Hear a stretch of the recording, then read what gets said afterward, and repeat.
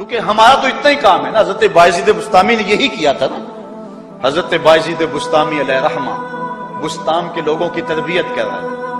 کسی محلے کے کونے میں آ کر ایک فاحشہ عورت بیٹھ کر لوگوں کا دین ایمان اجاڑنے لگی. کسی نے کہا بایزید تیرا شہر لٹ رہا ہے، جس کو تو اشکوں سے سیراب کیا تھا اور سجدہ ہائے سحرگاہی سے جس شہر کو نور بخشا تھا، تیرا شہر لٹ رہا ہے. کہا کیا ماجرا ہوا؟ لوگوں نے کہانی سنائی. بایزید بسطامی صبح مصلی اٹھایا اور جا کے اس فاحشہ عورت کے دروازے پہ مصلی بچھا دیا.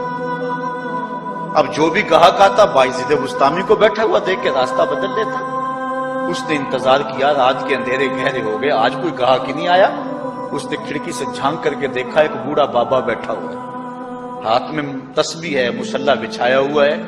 نیچے اتر کر کے کہا بابا اللہ کو یاد کرنے کے لیے اور تھوڑی جگہ ہیں، تجھے میرے گھر کی گلی ہی ملی، میرا راستہ روک لیا. بابا کہنے لگا کیا مسئلہ ہے تجھے؟ کہا میرے گاہک رکے ہوئے ہیں. کہا آج میں تیرا گاہک ہوں، بتا تیری رات کی قیمت کتنی ہے. اللہ اکبر. حضرت بایزید بسطامی نے قیمت طے کی. اس کے گھر کی جب چھت چڑھنے لگے نا سیڑھیاں، لوگ دیکھ رہے تھے. کہا مالک اگر بایزید بھی اجڑ گیا تو روشنی کہاں سے لیں گے؟ بایزید بھی ایک فاحشہ عورت کے کوٹھے پہ چڑھ رہا ہے، اگر یہ بھی چراغ بجھ گیا تو زمانے کو اجالا کہاں سے ملے گا؟ لیکن قدرت کو کچھ اور ہی منظور تھا. اس سے کہا مصلی بچھا لے، جو میں کرتا جاؤں وہ کرتے جانا. پہلے وضو کیا، اس نے بھی کیا. پھر مصلی پہ آئے، وہ بھی پیچھے کھڑی ہو گئی. پھر بایزید قیام کیا، اس نے بھی قیام کیا. پھر رکوع میں گئے، وہ بھی رکوع، قوما وہ بھی قوم ہے. جب سجدے میں حضرت بایزید گئے، وہ بھی سجدے میں، تو بایزید رو پڑے. کہا مالک بایزید کا اتنا ہی کام تھا کہ اس کا سر تیری چوکھٹ تک جھکا دے. مالک یہاں تک لانا میرا کام تھا، دل کی دنیا بدلنا تیرا کام ہے. جب وہ سجدے میں جا رہی تھی تو فحشا تھی، جب سر اٹھایا وقت کی بلیا بن چکے تھے. ایک بزرگ کہتے ہیں میں بازار کے کنارے جا رہا تھا، ایک شرابی گرا ہوا تھا اور گندے پانی سے اس کا منہ گندا ہو رہا تھا. میرے دل میں رحم آیا، ایک انسان ہے اور یوں رسوا ہو رہا ہے. میں نے گندی نالی سے اس کو اٹھایا اور اٹھا کر کے جو ہے وہ اس کا منہ دھویا اور چلا گیا. مشہور شرابی تھا شہر کا. کہتے ہیں سحری کا وقت ہوا، تہجد کے لمحے آئے تو میں مسجد میں نماز پڑھنے کے لیے گیا. دیکھا کیا کہ وہ شرابی مصلی بچھا کے بیٹھا ہوا. میں حیران ہو گیا کہ یہ کیا ماجرا ہوا. اب صبح تو میں نے اس کو گندگی سے اٹھایا ہے اور اس کا منہ دھویا ہے. میں حیران ہوا تو ہاتف سے آواز آئی میرے بندے تو نے اس کا منہ دھو دیا تھا، میں نے اس کا دل دھو دیا. صاحبو ہم اپنا کام کریں، کوشش کریں، کھینچ کے لے آئیں کسی کو مسجد میں، اور پھر دیکھنا رب کے رنگ. وہ بڑا کریم ہے، وہ بڑا رحیم ہے.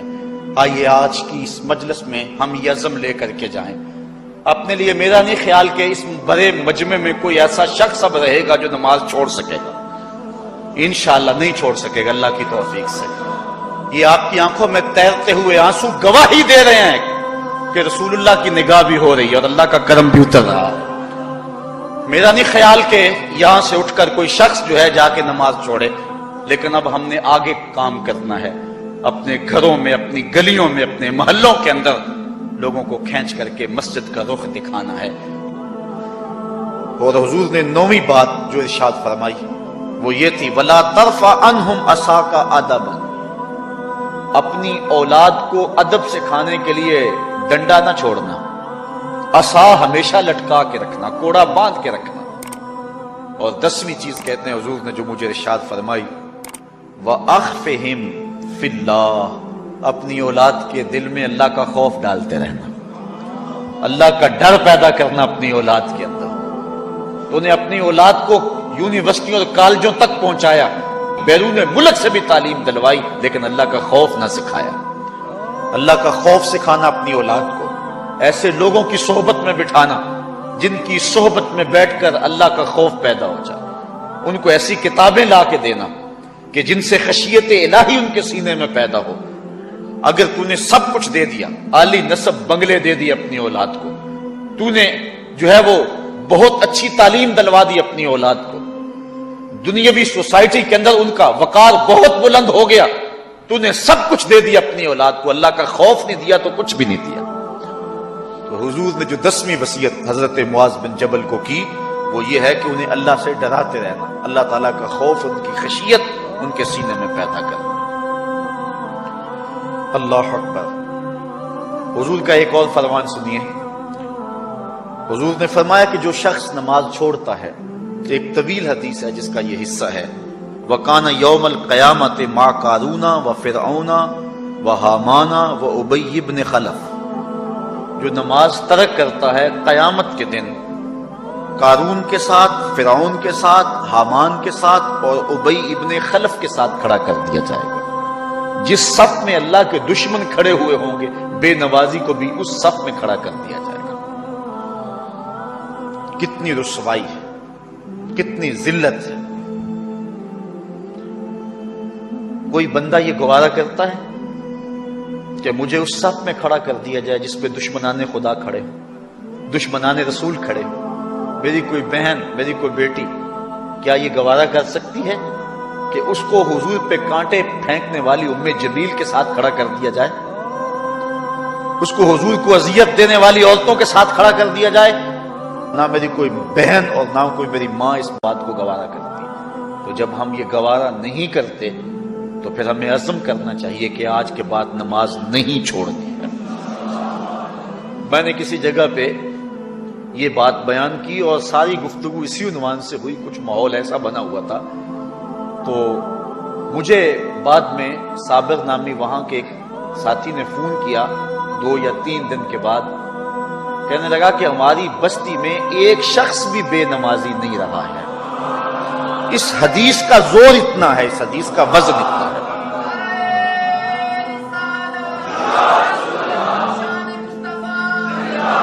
تو کوئی شخص یہ گوارا کرتا ہے کہ مجھے دشمنان خدا کی صف میں کھڑا کر دیا جائے، جن دشمنوں کے چہروں پہ تالکول ملی ہوئی ہوگی اور ان پر لعنتیں برس رہی ہوں گی، اور دنیا کے اوپر سب سے رسوائی زیادہ ان لوگوں کو ہوگی، تو کوئی شخص بھی یہ گوارا نہیں کرتا۔ ہم تو ان کے سائے سے بھی بچنا چاہتے ہیں۔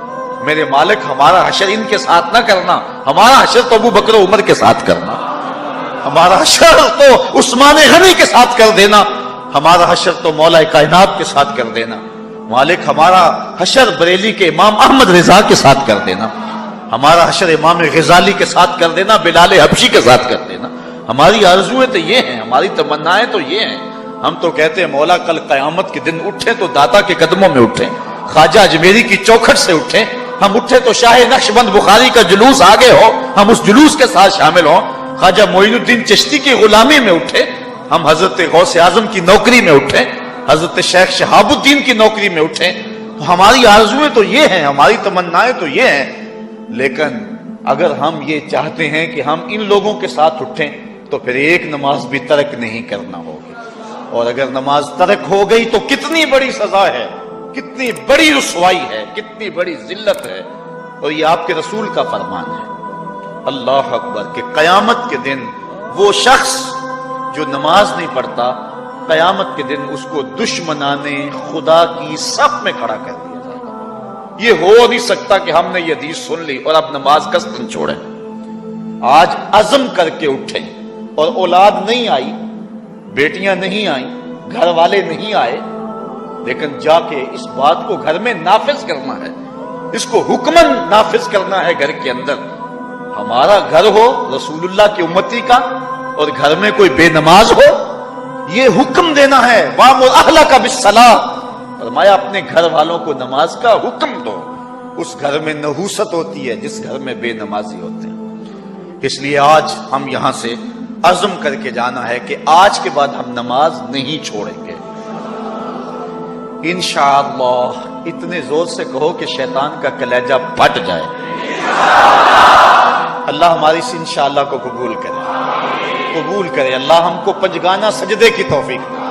کتنا بد نصیب ہے شخص کہ جس کی پیشانی اس کی حضور جھکتی نہیں، سارا دن کبھی کسی کو سیلوٹ کرتا ہے، کبھی کسی کو سیلوٹ کرتا ہے، کہتا ہے میرے اس سے بھی تعلق ہونے چاہیے، اس سے بھی واسطہ ہونا چاہیے، اس سے بھی رابطہ ہونا چاہیے، کبھی دنیا میں کام پڑ جاتا ہے، اس سے بھی تعلق رہنا چاہیے میرا۔ کہاں کہاں صبح سے لے کر شام تک سلوٹ مارتا ہے، ایک اللہ کے حضور نہیں جھکا جاتا۔ اقبال علیہ رحمہ کہتے ہیں ایک سجدہ جسے تو گراں سمجھتا ہے، 1000 سجدے سے آدمی کو دیتا ہے نجات۔ آؤ اللہ کے حضور بندگی کا سر جھکائیں۔ تو یہ کتنی عبرتناک جو ہے اور کس قدر جو ہے وہ فکر انگیز حدیث ہے۔ وَقَانَ يَوْمَ الْقِيَامَةِ مَعَ قَارُونَ وَفِرْعَوْنَ وَحَامَانَ وَأُبَيِّ بْنِ أَبِي خَلْف۔ وہ شخص ان بد نصیب لوگوں کے ساتھ کھڑا ہوگا جس کو نماز کی توفیق نہیں ہے۔ آپ نے حدیث علماء سے بارہا سنی، حدیث طویل ہے۔ آقا کریم معراج کی رات گئے تو وہاں مختلف لوگوں کو مختلف عذابوں میں مبتلا دیکھا۔ کسی کی انتڑیاں کٹ کٹ کے گر رہی تھی، کسی کا منہ چیرا جا رہا تھا، کسی کی زبان لوہے کی کینچیوں سے کاٹی جا رہی تھی، کسی پر کھولتا ہوا پانی ڈالا جا رہا تھا، کوئی جو ہے وہ سرانڈ والا گوشت کھا رہا تھا، کسی کے جسم میں لوہے کی میخیں ٹھونکی جا رہی تھی۔ لیکن ایک قوم کو حضور نے دیکھا، ایک بھاری پتھر سے ان کا سر کچلا جاتا ہے اور پتھر کے واپس آنے تک دوبارہ صحیح ہو جاتا ہے، پھر کچلا جاتا ہے۔ حضرت جبریل امین سے حضور نے فرمایا کہ یہ کون لوگ ہیں؟